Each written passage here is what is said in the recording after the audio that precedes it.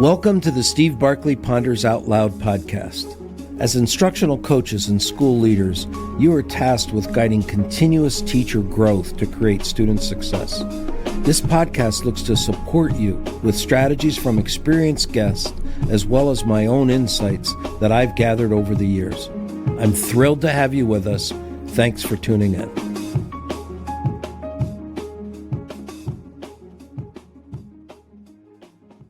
A district's focus on inspiring and creating joyful experiences.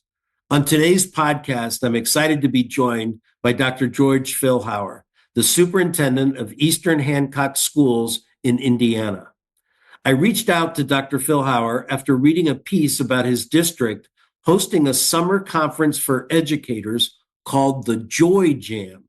Quote, "The goal of Joy Jam is simple but profound, to create an atmosphere where educators can momentarily set aside the pressures of their work and immerse themselves in pure, unbridled joy."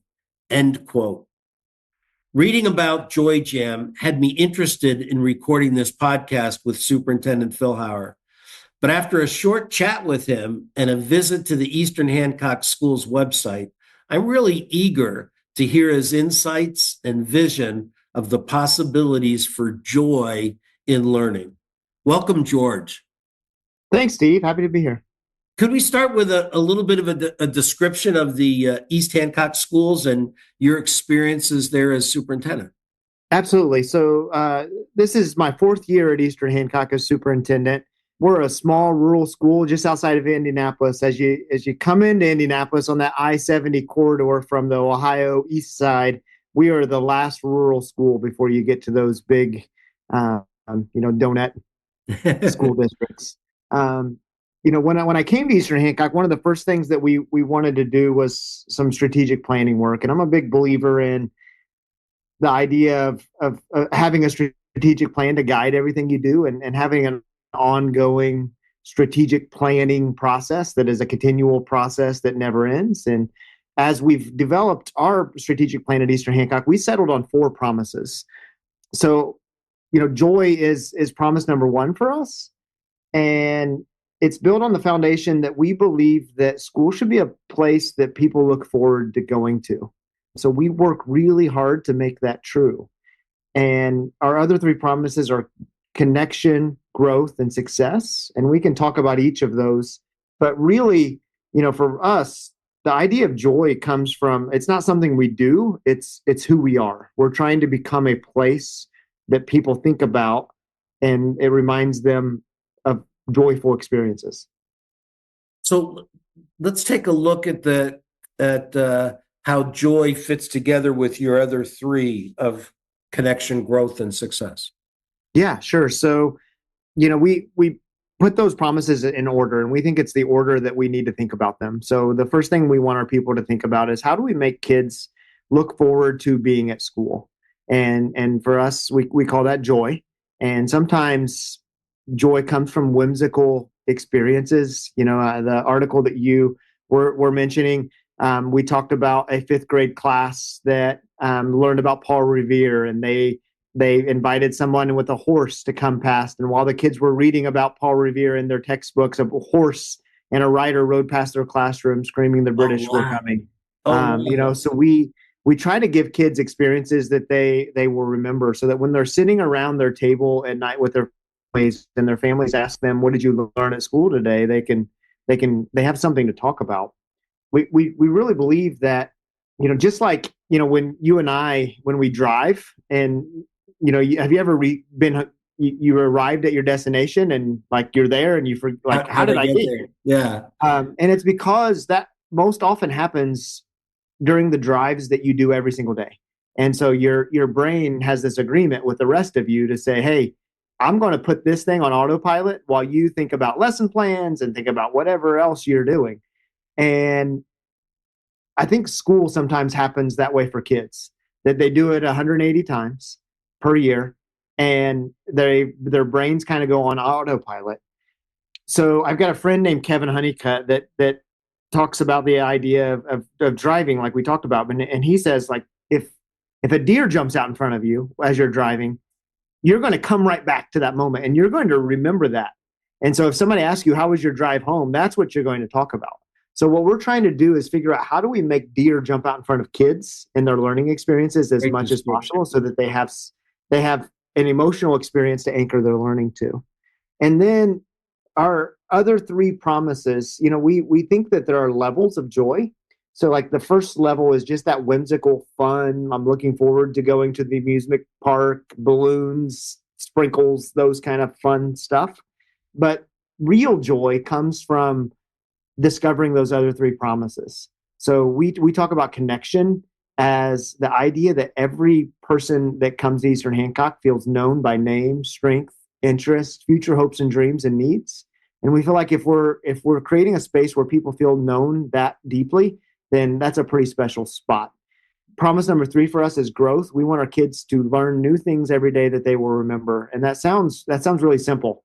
But we know that 60% of the time that kids are spending in school, they're learning about stuff that they already know, which means that kids are showing up to school not to learn new stuff, but to show the stuff they already know. But we also know that joy comes from learning. And, I love learning, but I don't know if I loved learning when I was in school. So we're trying to make sure that our kids are learning new things that they will remember. And we think that that they will remember part is anchored in joy. Those kids are going to remember Paul Revere for the rest of their lives because he rode past their classroom when they were in 5th grade. And then promise number 4 for us is what we call success. And that's just our reminder that producing academically proficient kids is not the end goal for us, that we want to produce kids that are ready and confident for that Monday after graduation. And we think that has a direct connection to joy as well, because kids, when they have a experience at school that they see as relevant, there's lots of joy that can be found in that.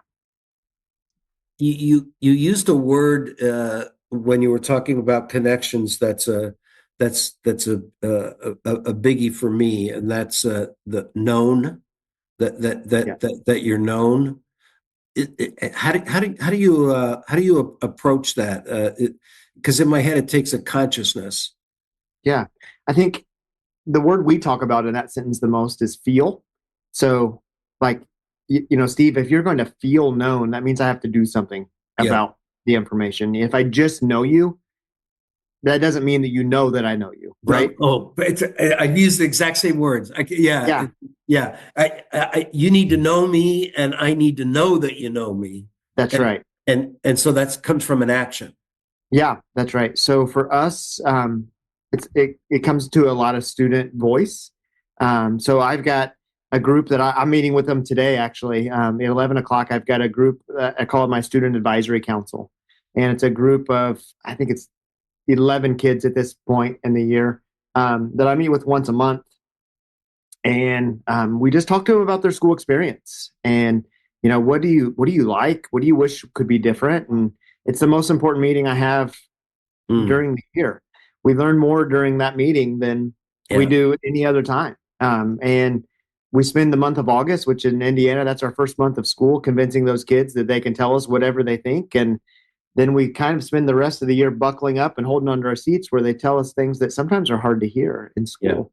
And then from there, we've got advisory groups at the high school where we're trying to empower kids to and put them in spaces where kids the grown-ups that are around them can get to know them a little better. We're a small school, so a little bit of that's easy for us. When I came to Eastern Hancock and we started to design, the design principles that we were going to craft our strategic plan around, we had 2 conversations. One was the what do we want to become conversation, but also we were really intentional about what are the things that are true about us already that we want to make sure that as the new superintendent that I don't screw up.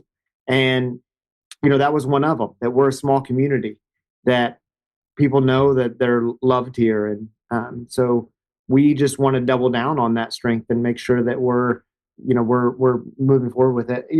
Another thing that it definitely goes to the connection promise, but also the success one is that I meet with every single junior and senior. Our high school principal and I meet with each individual one of them to talk to them about what are they planning for after school, when school, after they graduate, because we want to make sure that we're preparing them. And I can't know if I'm preparing you unless I have a conversation with you about it. And We make sure that we are, connecting them with the right community partners and putting the right programming in place. And so we meet with each individual one of those during their junior and senior year. And then we scaffold that down all the way to, in eighth grade, our advisory teachers are talking to kids about, their future aspirations and those kind of conversations. It's an awesome example of the conscious approach to creating being known. I love it. It's another connection jumping in my head as I was listening to you. Just earlier today, I was beginning work, my first conversation with an international school that I'm going to be working with. And they shared that they had in their vision statement that they would be inspiring students. And then beginning to work backwards from that, they identified that while inspired students would have the success piece, they'd also have the other pieces that are part of your joy and connection, and realize that wasn't necessarily there. And so the whole project I'm working on with them is unpacking that further to identify more parts of inspiring than looking at the achievement results that were coming in. It's so fun to think about. It makes me wonder, Steve, do you think kids come to us pre-packaged as inspired, and our job is to make sure we don't uninspire them by the stuff that we do? Is that part of it? You jumped onto my history because I started my teaching career as a middle school teacher. And after 5 years, I switched to be a grade 1 teacher, and I would tell the story of starting some work that we were going to do, and my grade 1 student yelling out, "I'm done. What's next?" And I thought, man, 5 years of middle school, I don't know that I ever heard that.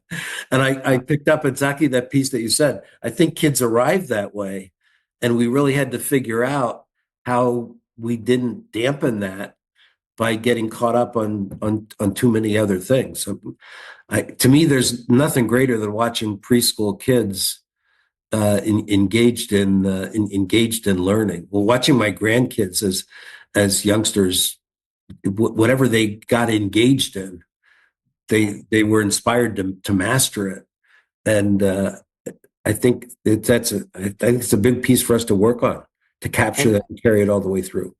And don't you think the challenging part from a leadership standpoint is working with the middle school teacher, the high school teacher, to help them understand that while I'm pointing out things that I believe are true, it doesn't mean that I think you're doing a terrible job, or that, what's really tricky in education is that when we say something to someone to make them think that maybe they're not doing a good enough job, it's very close to telling them that they're not a very good person, because they attribute those two things to mean the same exact thing. And I think that's the hardest part about leadership in the school space is that asking people to do a job where they're doing the best they know how, and often tricky less. It's one of the reasons I'm big on teachers observing in other classrooms, but when they do it, don't observe the teachers. Just observe the kids, because you don't get the opportunity to watch kids learn while you're teaching the way you do when you can go into another classroom and watch kids, and you can have your full attention on watching what's happening in learning, because you can read all those individual nonverbals of kids scattered around the room, and you can pick up the signs of interest or disinterest, things that you don't get to do when you're trying to figure out what I'm going to do next as an instructional piece. And I think inspired learners, for that school to say the learners are inspired, you can observe that by watching kids engaged in the learning process.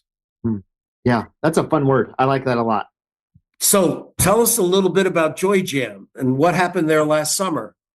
Yeah, so we're gearing up actually for this summer. So July 15th and 16th will be Joy Jam number 3. So a couple years ago, just thought, well, first of all, in Indiana, they do an initiative called the Summer of E-Learning, or Summer of Learning. And they have grants available. They're small grants to help a school that wants to get a conference started at their school, 1 or a 2-day conference. And they will help give you a little bit of seed money to help you get that off the ground. And so that led to some conversations here locally about, well, wouldn't it be fun to have a conference just around the idea of joy? And we think differently around here. I think anybody who lets a horse come to school probably it probably isn't a stretch to say we think differently. So our conference is, it has some similarities to other education conferences that you would go to. There are some great speakers and, inspirational conversations and all of those kind of things that you would find in lots of places. But we also take it a step further. So when you sign up for Joy Jam, you tell us what your favorite candy and your favorite snacks are, so we can make sure that we have those things for you when you show up to Joy Jam. We have a candy and snack room that's available anytime. We're kind of out in the middle of nowhere. You can actually see our school from the interstate. You can't get to us from the interstate because of our remote location. So we don't have Starbucks across the street. So we provide a barista on hand to make you a fancy coffee if you want one. We have all kinds of different snack stations and that kind of stuff. We also set it up so we have a vendor hall. We can't personalize for every person without some money.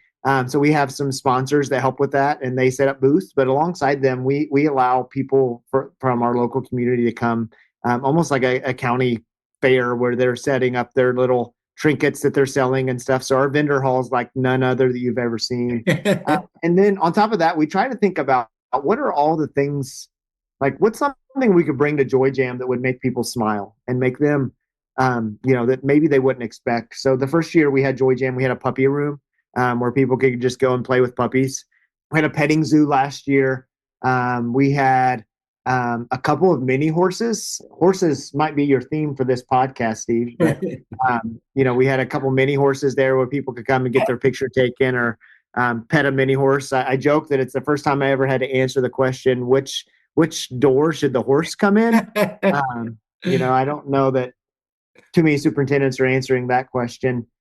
This year, we're actually partnering with a circus group from Cincinnati, where we'll have some circus performing happening. And one of our keynotes is an administrator that also is a circus performer that will do some juggling and some teach some people how to make some balloon animals and how to incorporate that into their teaching. So, it's a pretty awesome conference. It's a lot of work. I've got a wonderful team at Eastern Hancock. If you think about everything that goes into planning a conference, and we do it for free. So if you sign up for Joy Jam, it looks like it's going to cost you $7,000, but we've got a code. You can't even enter money into it because we think Joy should be free.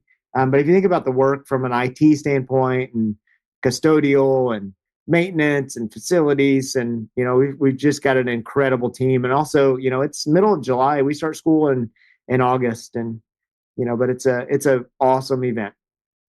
Very cool. I'm guessing that you must be able to get folks to reflect back on their experience there at different times during the year that you're addressing issues, and if they can reflect back to what they felt or what they experienced, and how do I go about that, making that happen for students.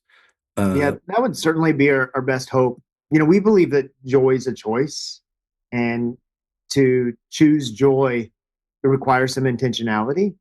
And that's the reason it's one of our promises. I think if you just do nothing and just watch the news, the gravity of the world that we're living in terms of education is not pulling us naturally to a place of joy. So if we're going to get there, it's going to be something that we do intentionally. And sometimes that requires big initiatives like Joy Jam or, bringing a horse to school. And often it requires just conversations with the individuals through those other three promises that we talked about. But yeah, that's my best hope, is that it causes a big enough splash so that it gives us things that we can pull from throughout the rest of the year. Also, it seems like it's a pretty good way to reinforce for the community that's a key element of your mission and vision there. Yeah, for sure. So something like in terms of driving our culture, we're always, I have got an athletics background, and they always joke that if the coach walks into the locker room and the players are making fun of the things that he's saying, then he knows that they're listening. And that's kind of my best hope too, is that that I know that all of my staff could tell us what our four promises are.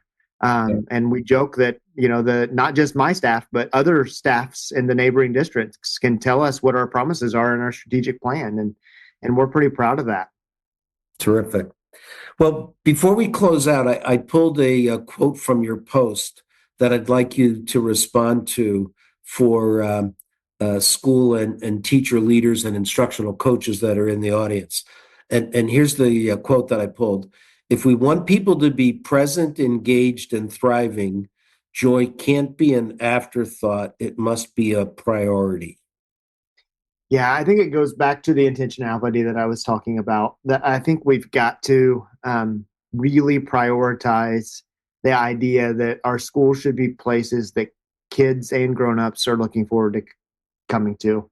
You can look at the national trend data and student attendance and teacher attendance and teacher attrition and all of the things, and the indicators are all saying that schools are not places that people are looking forward to coming to. So it's going to require all of us to join hands and think about how do we move towards creating schools that are places of joy. And it's going to require the intentionality that I've been talking about. That and if we don't, we have no reason to believe things are going to change by, we're not going to legislate these changes. We're not going to incentivize them financially. There's nothing we're going to do that outside of leading towards creating moments of joy that cause people to look forward to coming to our schools. I love it. In my leadership work, I talk a lot about modeling the model. So whatever it is you want to have happening in the classroom, it's got to be happening through the rest of the culture of the school. And I hear that loudly and clearly in your message. Yeah, we sure hope so. We all have days that are imperfect, obviously, and that's where those other three promises come in. That if people know us well enough because of the connection and they see the growth we're trying to make, and those kind of things, that gives us the grace to carry on. But it's definitely something that we think about every single day with intention. Thanks so much, George. How can listeners check in with you, kind of follow what you're doing, or ask you some questions? Yeah, Steve, you mentioned our website. We've got a website that talks a lot about our promises. My email address is on there. I'm also on LinkedIn. I'm learning that's a pretty positive place. That a lot of the social media, I'm learning that's not the case, but I'm kind of enjoying LinkedIn. So those are probably the two best places to find me. I'm finding the same, and I'll put both your website and LinkedIn into the podcast lead-in. So if people are listening at a spot they can't be writing down, it's easy for them to go back and find it. That sounds great. Really appreciate your time. Thank you so much. Yeah, thank you. Thanks for listening, folks. I'd love to hear what you're pondering. You can find me on Twitter or LinkedIn at Steve Barkley, or send me your questions and find my videos and blogs at barkleypd.com.